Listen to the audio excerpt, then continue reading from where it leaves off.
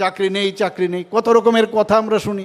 ত্রিপুরা সরকার, আমরা এই সরকার আসার পর আমাদের 2018 থেকে আমরা এখন পর্যন্ত প্রায় 20,184 জন আমরা চাকরি অলরেডি ডাইরেক্ট সরকারি চাকরি আমরা দিয়েছি, এবং এখন পর্যন্ত কোনো চ্যালেঞ্জ হয় না। অর্থাৎ স্বচ্ছতার সাথে কিভাবে চাকরি দিতে হয় সেটা এই সরকার দেখিয়েছে। আগে তো আপনারা জানেন 10,323 তাদের নিয়ে কত খেলনা কত কিছু হয়েছে।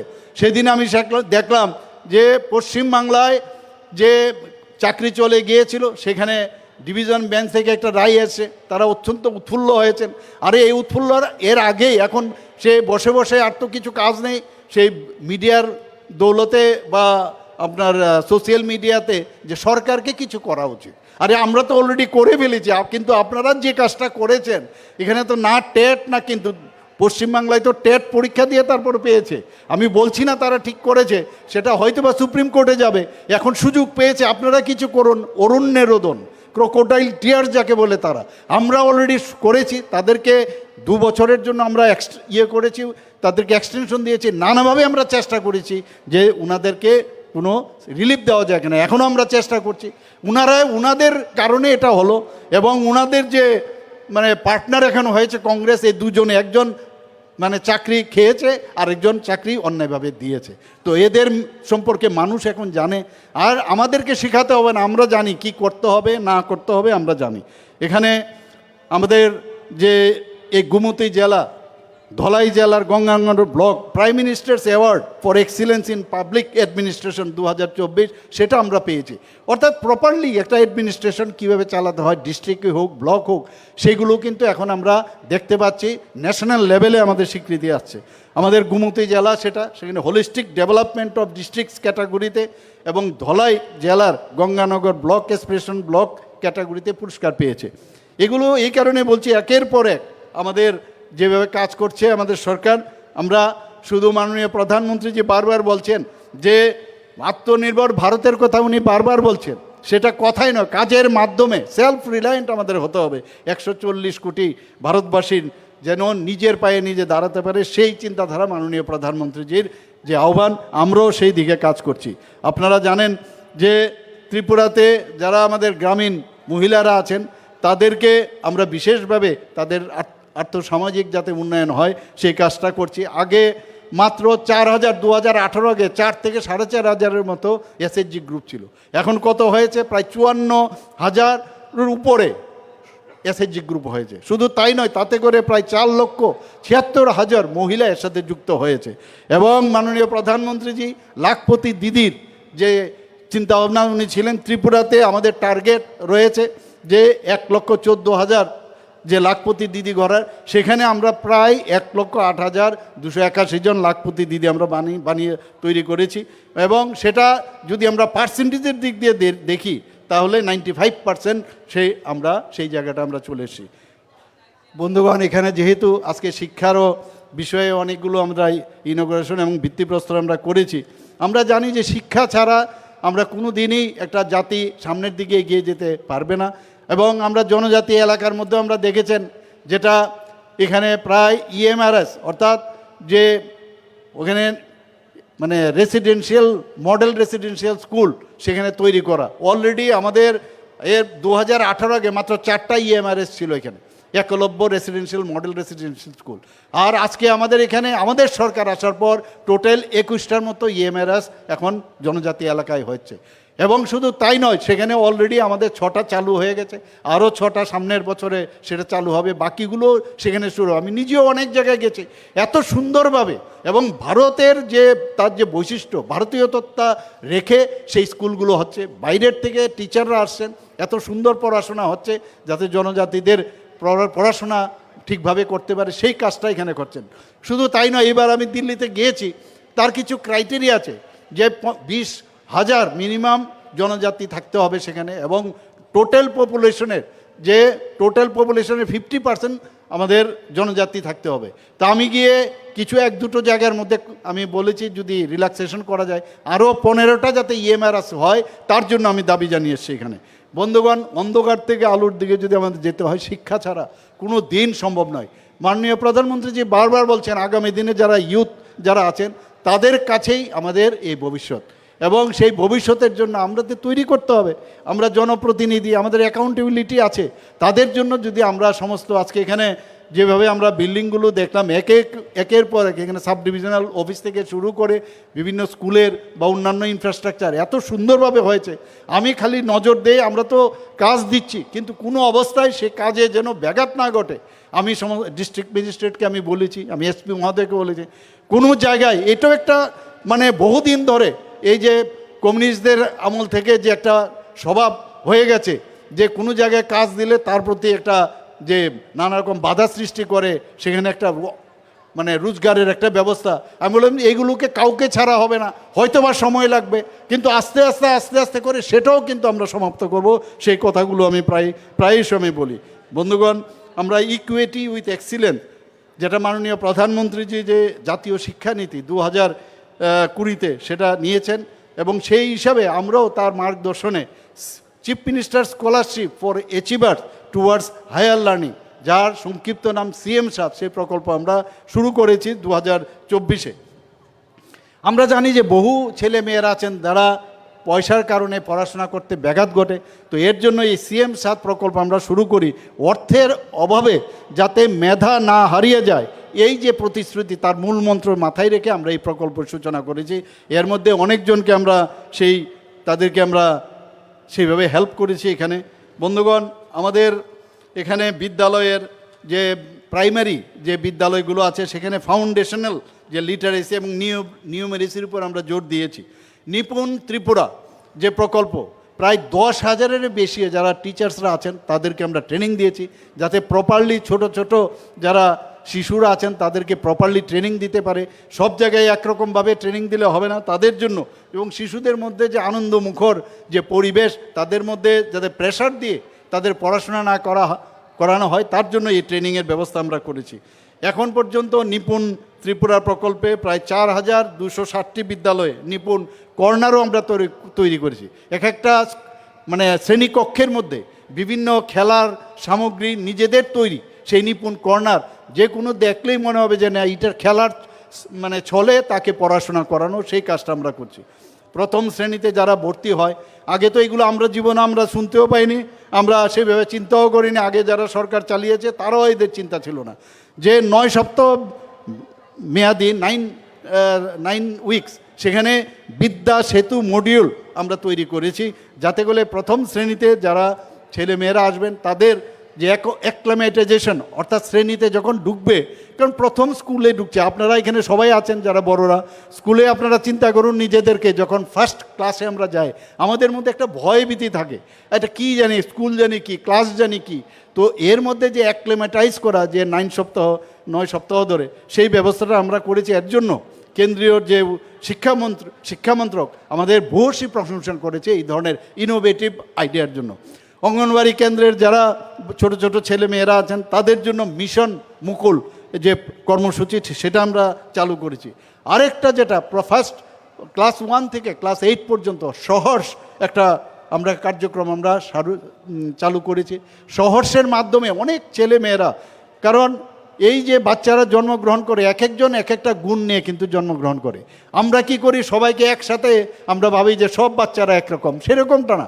এক একজনের এক এক জিনিস আছে, তাদেরকে সে তার মধ্যে কি ইন্টেলেকচুয়াল যে বিষয় আছে, তার মধ্যে কি চিন্তা ভাবনা আছে, সেটাকে বের করার জন্য সেই যে কার্যক্রম আমরা সেটা এই সহজ কার্যক্রম আমরা শুরু করেছি। এখানে সিবিএসসির যে এফিলেটেড 125টি আমরা, আপনারা সবাই জানেন, বিদ্যার্থী স্কুল আমরা শুরু করেছি। প্রথম যখন পরীক্ষা হয় এটা নিয়ে অনেক যে ভালো রেজাল্ট হচ্ছে না, কিন্তু গত বছরের যে রেজাল্ট আমরা দেখলাম প্রায় 85% রেজাল্ট পাশের হার বেড়ে গেছে এখন, এবং খুবই ভালো করছে। সুপার 30 প্রকল্প আমরা শুরু করছি।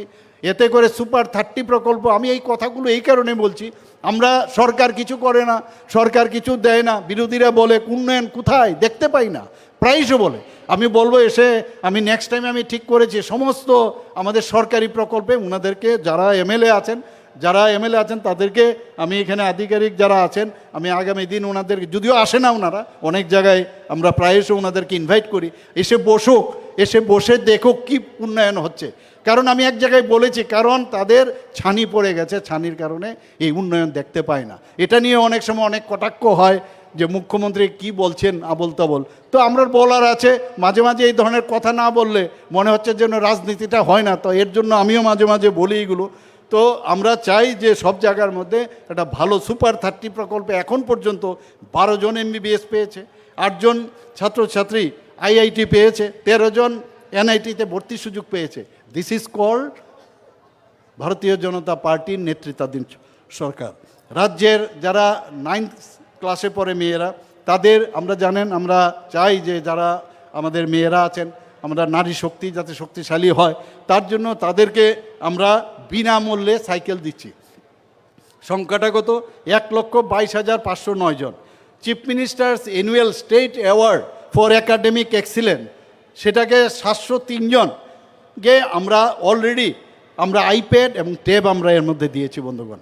আমরা 84টি বিদ্যালয়কে পিএমসি স্কুল হলে অনেকগুলো বেনিফিট থাকে, তার স্ট্যান্ডার্ডাইজেশনও বেশি থাকে, তো সেইভাবে আমরা পিএমসি স্কুলে রূপান্তরিত করেছি। বন্দে ত্রিপুরা একটা চ্যানেল আমরা শুরু করেছি। আপনারা জানেন যে কোভিডের সময় অনেক সমস্যা হচ্ছিল, ছেলে মেয়েরা তারা স্কুলে যেতে পারতো না, কিন্তু ঘরে বসে এই বন্দে ত্রিপুরার মাধ্যমে, সেই চ্যানেলের মাধ্যমে শিক্ষা লাভ করা, এবং সেখানে আমি নিজেও গেছি প্রপারলি হচ্ছে কিনা, প্রপার টিচার আছে কিনা, সেটাকে আরও বেশি মডার্নাইজেশন করা যায় কিনা, এখনও সেটা চালু আছে, এবং এতে করে অনেক সুবিধা হচ্ছে।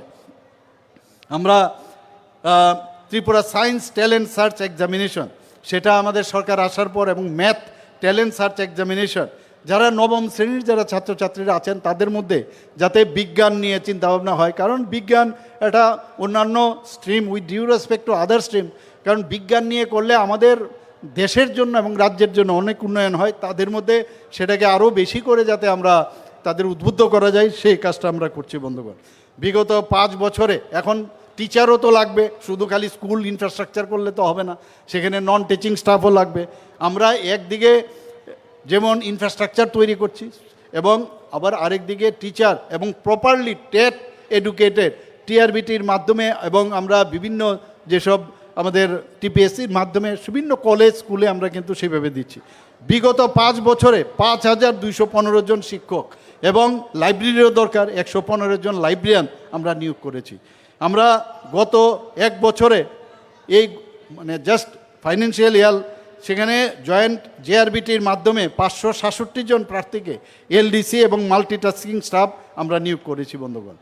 সবচেয়ে বড় গৌরবের বিষয়, আমি নিজেও সেখানে ছিলাম, যে আমাদের মিজোরাম এবং গোয়ার পরে ত্রিপুরা একমাত্র রাজ্য যেখানে আর দেশের 3য় পূর্ণ স্বাক্ষর রাজ্য হিসাবে সেটা ডিক্লেয়ার দিয়েছে, এবং ইউনেস্কোর যে ক্রাইটেরিয়া, যে 95% সেই যে ক্রাইটেরিয়া আছে, সেটা হলেই তাকে পূর্ণ রাজ্য হিসেবে ঘোষণা করা হবে। ত্রিপুরা 95.6%, এবং 23শে জুন 2025-এ সেটা ঘোষণা হয়েছে। This is the 3rd state in the country. বন্ধুগণ, প্রায়শ বলে এমন জায়গায় কলেজ নেই, আমরা অলরেডি আমবাসা, কাকরাবন এবং করবুকে আরও 3টি সরকারি ডিগ্রি কলেজ যাতে হয়, এখানে আপনাদের জন্য অনেক সুবিধা হবে। এর মধ্যে আমরা কাকরাবনে আমরা সেটা শুরু করে দিয়েছি, 25-26 শিক্ষাবর্ষে সেটা শুরু হবে। মুখ্যমন্ত্রী কন্যা আত্মনির্ভর যোজনায় আমরা 140 জন মেধাবী যারা ছাত্রীরা আছেন, এটাকেই বলে যে জনমুখী যে একটা সরকার, সেটাতে প্রমাণিত হয়। 140 জন যারা আমাদের 12 ক্লাস পাস করেছে, তাদেরকে আমরা বিনামূল্যে স্কুটি আমরা প্রদান করেছি। বন্ধুগণ, আপনারা ভাইফোঁটার সময় আমি যখন মুখ্যমন্ত্রী প্রথম হই, অনেকে এসে আমাকে বলছেন, আমাদের মেয়েরা বোনেরা এসে বলছেন যে কিছু একটা ঘোষণা করুন। তা আমি বললাম যে ঠিক আছে, ঘোষণা করলাম। আমি সরকারি আধিকারিকদের সাথে কথা বললাম, আমার যারা কলিগ ছিল তাদের সাথে কথা বলার পরে, যারা ডিগ্রি কলেজে সমস্ত ফি থেকে আরম্ভ করে, ডেভেলপমেন্ট ফি থেকে আরম্ভ করে, ডিগ্রি কলেজে মেয়েদের সমস্ত যে আপনার যে ফি, সবগুলো আমরা মুকুব করেছি 2022-23 শিক্ষাবর্ষ থেকে। যারা দিব্যাঙ্গন আছে, যারা দৃষ্টিহীন আছেন, তাদের জন্য চিফ মিনিস্টার স্পেশাল স্কলারশিপ আমরা চালু করেছি। এবং আপনারা শুনে খুশি হবেন, লক্ষ্য একটা প্রকল্প আমরা শুরু করেছি, যে অনেকে IAS IPS এবং সেটা হতে চায়, এবং UPSCতে যেতে, কিন্তু তার জন্য তো পড়াশোনার একটা জায়গায়, ভালো জায়গায় যেতে হবে। তার জন্য তাদেরকে উৎসাহিত করার জন্য আমরা লক্ষ্য একটা প্রকল্প আমরা শুরু করি। সেখানে এখন পর্যন্ত 10 জনকে মানুষকে এই প্রকল্পে আর্থিক সাহায্য দেওয়া হয়েছে। ত্রিপুরাতে এখন মানুষ বাইরের থেকে আসতে চাইছে, আমি যেটা আগে বলেছিলাম। এখন পর্যন্ত আপনারা দেখেছেন ত্রিপুরাতে আমাদের এখানে ট্রিপল আইটি ত্রিপুরাতে চালু হয়ে গেছে, এখন সেটা এনআইটিতে আছে। তাদেরকে জমি দিয়েছি আমরা মোহনপুর সংলগ্ন একটা জায়গায়, সেখানেও তারা বিল্ডিং বানাবে। আমাদের এখানে ন্যাশনাল ফরেন্সিক সায়েন্স ইউনিভার্সিটি, আগে আমরা পাশ করার পরে তখন থেকে আমাদের সময়ে West Bengal board of secondary ছিল, সেখানে ত্রিপুরা বোর্ডও ছিল না, ইউনিভার্সিটিও ছিল ওয়েস্ট বেঙ্গল বোর্ড, আপনি ক্যালকাটা ইউনিভার্সিটি। এখন আমাদের এখানে এতগুলো ইউনিভার্সিটি হয়ে গেছে, নিজেদের বোর্ড হয়ে গেছে। এখন ছেলেমেয়েরা পাশ করলে হায়ার এডুকেশনের জন্য আর বাইরেও যেতে হচ্ছে না, ত্রিপুরাতেই এতগুলো আমাদের এইসব সুবিধা চলে এসছে। ন্যাশনাল ফরেন্সিক সায়েন্স ইউনিভার্সিটি শুরু হয়েছে, এখানে এনএলইউ ন্যাশনাল ল ইউনিভার্সিটি হয়েছে। একটু আগে আমাদের মাননীয় মন্ত্রী বলেছেন যে ত্রিপুরা ইনস্টিটিউট অফ টেকনোলজি, যেটাকে আমরা টিআইটি বলি, সেটাকে আমরা ড্রোন সেন্টার, এবং আমি কিছুদিন আগেও সেখানে আমি গিয়েছিলাম, এনসিসিদের একটা প্রোগ্রাম ছিল, সেখানে গিয়ে আমি অত্যন্ত খুশি হয়েছি যে সেখানে আমরা চালু করে এসেছিলাম একটা ড্রোন সেন্টার, এবং সেটাকে রিসার্চ যাতে করা যায়, এবং ওরা প্রদর্শনও করেছে। এবং সেই টিআইটিকে আমরা আগামী দিনে আমাদের ক্যাবিনেটও ডিসিশন হয়েছে, সেটাকে ইউনিভার্সিটি আমরা করতে যাচ্ছি। শুধু তাই নয়, আমরা এর আগেও 2022-23 যে পুরনো যে আগরতলা সরকারি ডিগ্রি কলেজ, পানিসাগর সরকারি degree college, Shri Aurobindo general degree college, যেটাকে আমরা ইংলিশ মিডিয়াম করেছি, নতুন সরকারি ডিগ্রি কলেজ আমরা চালু করেছি। আমরা শুধু তাই নয়, যেটা আমার মাননীয় মন্ত্রী বলেছেন অলরেডি, যে মহিলা কলেজ অনেক দিনের একটা চিন্তা ভাবনা ছিল, অনেকে এই বিষয়ে আমাদের সাজেশনও দিয়েছে। তো উইমেন্স ইউনিভার্সিটি আমরা করতে যাচ্ছি, এটা আমার মনে হয়, আমি জানি না অন্যান্য কোথাও আমাদের অন্যান্য প্রদেশে আছে কি না। তো আমরা এর জন্য যা যা করার, ইনফ্রাস্ট্রাকচার ডেভেলপ করার, ফিনান্সেরও আমরা কনকারেন্স নিয়েছি, এবং সেইভাবে আমরা কাজ করছি। এখানে আগে মেডিকেল কলেজে যাওয়ার জন্য 7টা, 8টা, 9টা, 11টা, 13টার মতো আমাদের সিট আসতো। আর আজকে ত্রিপুরাতে কত মেডিকেলের আসন? 450-র মতো সিট আমাদের ত্রিপুরাতে এখন আছে।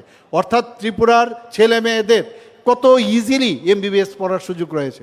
ডেন্টাল কলেজ অসম্ভব, একটা সিট আসতো, সেখানে আজকে গভর্নমেন্ট ডেন্টাল কলেজ এখানে হয়ে গেছে।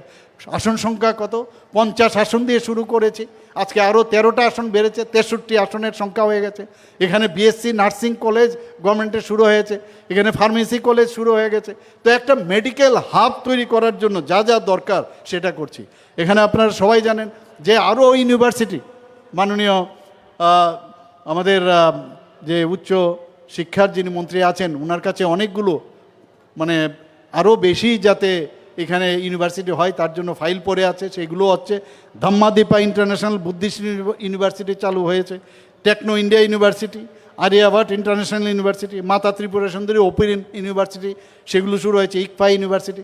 প্রচুর ইউনিভার্সিটি আমাদের এখানে কিন্তু ত্রিপুরাতে এখন আসতে চাইছে, একটাই কারণ যে এই রাজ্যে প্রপার একটা সরকার এখানে চলছে, এবং তার উপর বিশ্বাস এবং আশ্বাস যে আমরা দেই, তার উপর বিশ্বাস ওনাদের আছে।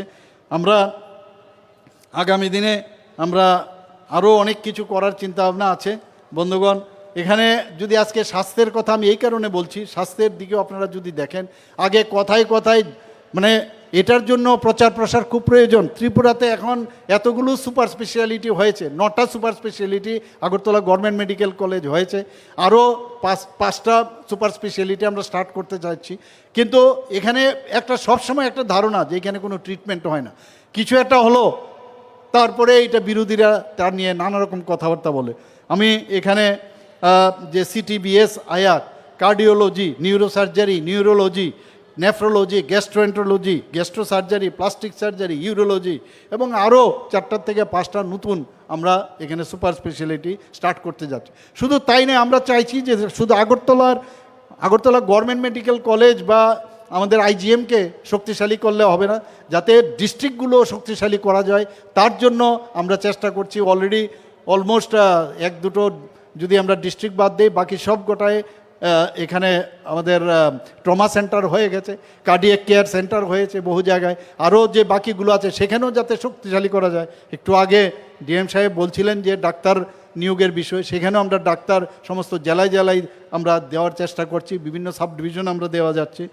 আপনারা জানেন যে ত্রিপুরার মতো জায়গার মধ্যে কোনোদিন কিডনি ট্রান্সপ্লান্ট হবে কোনোদিন আমরা ভাবিনি, এবং কিডনি রোগের যে সমস্যা যার হয় এবং যার ফ্যামিলির সে বুঝতে পারে কী সমস্যা। এখন ত্রিপুরাতে পাঁচটা অলরেডি কিডনি ট্রান্সপ্লান্ট হয়েছে, যিনি দিয়েছেন উনিও সুস্থ আছেন, যিনি পেয়েছেন উনিও সুস্থ আছেন। এই যে আমাদের সিজা যে হসপিটাল যেটা মণিপুর থেকে এসেছেন, তাদের এত সুন্দর কাজের কারণে তাদেরকে আমরা জমি দিয়েছি, সেটা ভেটেরিনারি কলেজের কাছে। সেখানে ওনারাও প্রায় 800 কোটি টাকা পর্যায়ক্রমে সেখানে ওনারা বিনিয়োগ করবেন, এবং এই যে কাজের যে স্ট্যান্ডার্ডাইজেশন সেটা দেখেই কিন্তু ওনাদেরকে দেওয়া হয়েছে, এবং পর্যায়ক্রমে সেখানে বিভিন্ন সুপার স্পেশালিটি স্টার্ট করবে, এবং সেখানে যে ভবিষ্যতে ওনারা একটা মেডিকেল কলেজও ওনারা তৈরি করবেন। আমাদের এইমসের সাথে আমরা বসে থাকি না, যে আমাদের এত সুন্দর ইনফ্রাস্ট্রাকচার থাকা সত্ত্বেও, আমি বলছি না 100% আমরা সব কিছু ভালো করছি, কিন্তু একটা চেষ্টা আছে আমাদের, যে আমাদের মেডিকেল কলেজে এত সুন্দর ব্যবস্থা থাকে, ইনস্ট্রুমেন্ট আছে, আমাদের বায়োমেডিক্যাল এত কিছু ব্যবস্থা আছে, তাহলে কেন ভালো সুযোগ বা মানে পরিষেবা মানুষকে দেওয়া যাবে না? তো যে কারণে 15 অক্টোবর 2025 নয়াদিল্লিতে আমি গিয়েছিলাম, সেখানে এইমসের যিনি ডাইরেক্টর আছেন ডক্টর শ্রীনিবাস, ওনার সাথে আমরা ত্রিপুরা সরকার এবং এইমসের মধ্যে একটা মৌ চুক্তি হয়, যাতে ওনারা মাঝে মাঝে ত্রিপুরাতে আসবেন, এসে বিভিন্ন হসপিটাল, আমাদের হসপিটালে কিভাবে, কারণ ইনফ্রাস্ট্রাকচার থাকলে হবে না, সেখানে প্রপারলি কিভাবে তার ম্যানেজমেন্ট করতে হবে সেই বিষয়ে ওনারা দীর্ঘ কথা আমাদের সামনে রেখেছেন, এবং আমি আশা করি যে এইগুলোর কারণে আমাদের এখানে স্বাস্থ্যের যে জন্য বাইরে যে যায় তার কিন্তু অনেক বেশি এখন মানুষ বাইরে যাওয়ার থেকে অনেকটা বিরত হয়েছে। ওএনজিসি ফাউন্ডেশন এবং এজিএমসি এবং জিবিপি 14 অক্টোবর একটা স্পেশাল ওয়ার্ড ওএনজিসি আমাদের দিয়েছেন, সেই বিষয়ে মৌ স্বাক্ষরিত হয়েছে। রামকৃষ্ণ মিশনের সাথে আমরা মৌ স্বাক্ষর করেছি, যাতে আরও বেশি করে এখানে স্বাস্থ্য ব্যবস্থা আরও ভালো হয়। আমাদের রেডিওলজিক্যাল ইমেজ সিস্টেম এবং ল্যাবরেটরি রিপোর্টিং সিস্টেম, সেটা প্রপারলি আমরা যেভাবে চিন্তা করেছি সেটাও ভালো কাজ হচ্ছে। টেলিমেডিসিন, প্রায়শ বহু লোক আসে যে শুধু দেখানোর জন্য, খালি কনসালটেশনের জন্য বাইরে শুধু টাকা পয়সা খরচ করে যেতে হয়। আমরা বললাম যে পেশেন্ট টেলিমেডিসিনের মাধ্যমে আমরা অলরেডি এইমসের সাথে আমরা মৌ করেছি, তো সেখানে 5,000 টাকা করে দেবে, সরকার দেবে 5,000, এবং আমি বলেছি সেখানে যে তার যে পেশেন্ট, শুধু ডাক্তাররা থাকবে না, পেশেন্ট পার্টিকে নিয়ে সেখানে বসবে, এবং যিনি ডাক্তার তার কাছে তার যে সাইন অ্যান্ড সিমটম, তার যে উপসর্গগুলো আগেই যেন সেখানে পাঠিয়ে দেওয়া হয়, সেটার জন্য কাজ এখন শুরু হয়ে গেছে, এবং আমি আশা করি যে এতে করে কিন্তু অনেকটা সুবিধা হচ্ছে। ত্রিপুরা রাজ্যের ডাক্তারবাবুদের মধ্যে কিন্তু বা স্বাস্থ্যকর্মীদের মধ্যে গুণের কিন্তু অভাব নেই, প্রপারলি করছে কিনা। যখন ডাক্তারবাবু যখন ওখান থেকে বলবেন ভার্চুয়ালি, বলে না প্রপার ট্রিটমেন্ট হচ্ছে, তাহলে তাদের মধ্যেও কিন্তু সেই বিশ্বাসটা আসবে, তাহলে এবং ট্রিটমেন্টের যদি কিছু চেঞ্জ করতে হয় সেখান থেকে যখন বলবেন সেভাবে চেঞ্জ করতে পারে। আমাদের ল্যাপ্রোস্কোপি মেশিন, গ্যাস্ট্রো সার্জারি এবং অবস গাইনের জন্য 3,60,00,000 টাকা ব্যয়ে নতুন এই মেশিন আমরা এনেছি। Smart lab facility, genetic lab, modular diagnostic, এগুলো রিসেন্টলি আমরা শুরু করতে যাচ্ছি। আপনারা জানেন যে আমাদের যে পিজি কোর্স, আমাদের প্রায়শ যারা মন্ত্রী বাহাদুররা আছেন, এমএলএ সাহেবরা আছেন, জনপ্রতিনিধিরা প্রায়ই বলেন আমার হসপিটালে একজন স্পেশালিস্ট দেন। তো স্পেশালিস্ট তো কিনতে পাওয়া যাবে না, তৈরি করতে হবে। তো তাদের জন্য আমরা যে আমাদের আগরতলা গভর্নমেন্ট মেডিকেল কলেজে এতদিন ধরে আমাদের যে আসন সংখ্যা ছিল সেটা অনেক কম ছিল, সেখানে এখন কিন্তু আমরা অনেকটা বৃদ্ধি করেছি, এবং আগামী দিন আরও বৃদ্ধি হবে। তো যখন এখান থেকে আমাদের ডাক্তারবাবুরা পিজি করে পাস করবে, প্রায় 94 আসন সংখ্যা, আমরা আগে 80 করেছিল, সেখানে 94 সংখ্যা বেড়েছে। ত্রিপুরাতে আমরা আগে এটার বিষয়ে এই বিষয়ে আজকে এখানে উনি বলেননি, কিন্তু মাঝে মাঝে যখন আমাদের রিভিউ হয় সেখানে বলা হয়েছে শিশু মৃত্যুর হার ত্রিপুরাতে কিন্তু কেন্দ্রীয় সরকারের বিভিন্ন যে প্রকল্প, সেখানে কিন্তু আমরা দেখেছি যে প্রকল্পের কারণে আমাদের শিশু যে মৃত্যুর হার ত্রিপুরাতে আগে অনেক বেশি মাত্রায় ছিল, কেন্দ্রীয় যে শিশু মৃত্যুর হার তার থেকে অনেক কম। মাতৃকালীন সময়ে যে মৃত্যু জাতীয় হারের থেকে অনেক হ্রাস পেয়েছে। টিবি নির্মূলীকরণ, মাননীয় প্রধানমন্ত্রীজি বারবার বলছেন যে এলিমিনেশন অফ টিবি মাস্ট, এবং এর জন্য বিভিন্ন আমরা প্রচার প্রসারও করছি। এবং আজকে আরেকটা বিষয় এখানে না বললে নাই হয়, এবং আমার মনে হয় এটা বলা দরকার, যে এইচআইভি যে ইনফেকশন এবং এইডস, আমরা সবাই জানি যে এইচআইভি ইনফেকশন যদি এটা একটা মারাত্মক ব্যাধি, এই ইনফেকশন আমাদের শরীরে যখন হয় নানা রকম কারণে এইচআইভি হয়ে থাকে, আর একবার যদি এইচআইভি হয় সেটা কিন্তু শরীর থেকে যায় না, এবং তার যে সাইন অ্যান্ড সিমটম উপসর্গ সেটা কিন্তু বোঝা যায় না। যত স্ক্রিনিং করা যাবে তত বেশি আমাদের এইচআইভির সংখ্যা ত্রিপুরাতে কত এখন কিন্তু খুব উদ্বেগজনক অবস্থায় আছে। আমাদের নর্থ ইস্টার্ন জোনের মধ্যে আমরা এখন 4th পজিশনে আমরা আছি। কাজেই এই দিকেও আমরা এখন আমরা যে ব্যবস্থা নিয়েছি তাতে করে অনেকটা হ্রাস পেয়েছে, কিন্তু তার জন্য সব মানুষের সমস্ত জনসাধারণ কাছে আমি বলবো তার জন্য অ্যাওয়ারনেস এবং একটু নজরদারি আপনাদের দরকার। অ্যান্টি রেট্রোভিয়াল থেরাপি এবং ওরাল যে আমাদের যে ওপিওড যে সাবস্টিটিউট থেরাপি সেটা যদি নেওয়া যায় তাহলে এর থেকে অনেকটা আমরা বিরত থাকতে পারবো। এইগুলো প্রতিদিন আমি সব জায়গায় যখন যাই এই এইচআইভি এবং আমাদের যে এইচআইভি এবং এইডসের বিষয়ে আমি আলোচনা করি। এবং আপনারা নিশ্চয়ই জানেন যে এইচআইভিতে যারা আক্রান্ত হয়েছে প্রায় 2180, তাদেরকে এই সরকার একটা মানবিক যে সরকার সেখানে তাদেরকে 2000 টাকা করে ভাতা আমরা দিচ্ছি, এবং বিভিন্ন জায়গায় যে ইন্টিগ্রেটেড কাউন্সিলিং টেস্টিং ইত্যাদি আমরা সেখানে করছি। প্রধানমন্ত্রী জন আরোগ্য যোজনার কথা যদি বলেন, আমরা যে টার্গেট ছিল 100%, সেটা কিন্তু প্রায় 17 লক্ষ যে আয়ুষ্মান যে কার্ড সেটা দেওয়ার সেটা আমরা কিন্তু অলরেডি সেই টাচ করে ফেলেছি। মুখ্যমন্ত্রীর জন আরোগ্য যোজনা সেটাও কিন্তু কাজ করছে এখানে, সেটাও আমরা প্রায় এই প্রধানমন্ত্রীর জন আরোগ্য যোজনায় এখন পর্যন্ত প্রায় 250 কোটি 47 টাকার যে দাবি সেটা আমরা নিষ্পত্তি করেছি। চিফ মিনিস্টার জন আরোগ্য যোজনা একই ধাঁচে আমরা শুরু করেছি, সেখানেও প্রায় 26 কোটি আমরা সেই দাবি আমরা নিষ্পত্তি করেছি।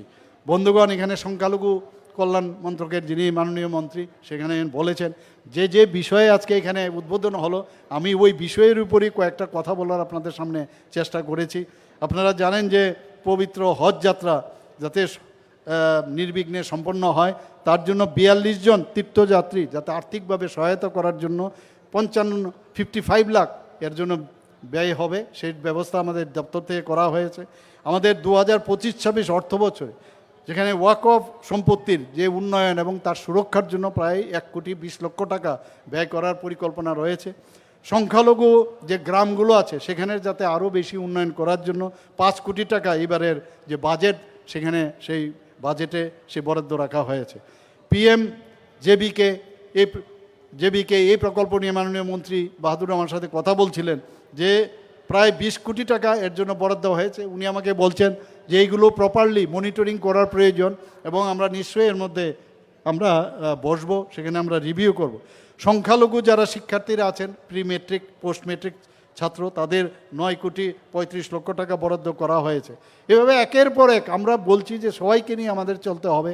আমাদের এই রাজ্যে একটা নতুন ত্রিপুরা, আবার বলছি, এখানে জনজাতিদের মধ্যেও ভুল বুঝিয়ে আমরা দেখেছি, ওদেরকে নানাভাবে ভুল বুঝিয়ে এটা মানে ভোটের বাক্সে পরিণত করেছে। আমি যারা এখানে সংখ্যালঘু সম্প্রদায়ের আছেন তাদেরকেও আমি বলবো যে আমরা ভারতবর্ষে আমরা আছি, আমরা সবাই ভারতীয়, আমরা সবাই মিলে ভুল বুঝিয়ে অনেক কথা বলে আমরা সবাই মিলে একসাথে থাকবো সেই আশা রেখে আমি এখানে আবার আমাকে আসার জন্য নিমন্ত্রণ করার জন্য আমি ওনাদেরকে ধন্যবাদ দেব, আয়োজকদের, এবং সবাইকে হার্দিক অভিনন্দন জানিয়ে আমার কথা বলা শেষ করছি। নমস্কার, জয় হিন্দ, ভারত মাতা কি জয়।